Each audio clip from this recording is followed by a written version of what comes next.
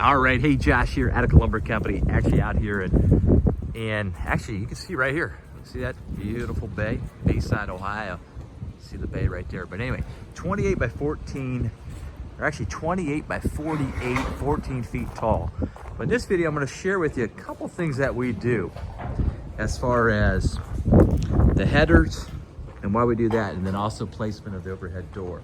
But check this out here. Now this, we needed 21 feet on this overhead door opening right here. Now, lumber gonna be 20 feet. So what we did here is obviously we made a girder truss. We made that at our truss shop. So you can see how that spans 21 feet. All right, so that gives you kind of an idea. And then let me walk you over here to this one. As far as when you're setting up an overhead door, you know, we got this 2x12, again, on these two openings right here. 2x12. And it's usually gonna be, oh, Dan, what is it gonna be? About half an inch short or so? About an inch short. So we could have used a 2x4, but we had 2x6s. And the reason why we put that 2x6 up there, again, is catch that overhead door suspension. All right, so a couple things there. Again, this building's, as you can see, another thing that we're doing here, it's a 612 pitch, as you probably saw when I panned out here. But Dan's actually, what he's doing here, changing the base on this. I'm gonna make this actually a 612. It was designed for 412, so we're gonna make this cupola right here. 3-foot cupola right here. We're gonna make this a 612 pitch. So he's gonna knock that out today. So 3-ply laminated columns, and also another nice thing here, and I've talked about this in previous days, but we always, sometimes people don't do this, but we put a nice wedge under that man door right there, again, for safety, security reasons. Pretty self-evident. And then 3-ply laminated columns on this.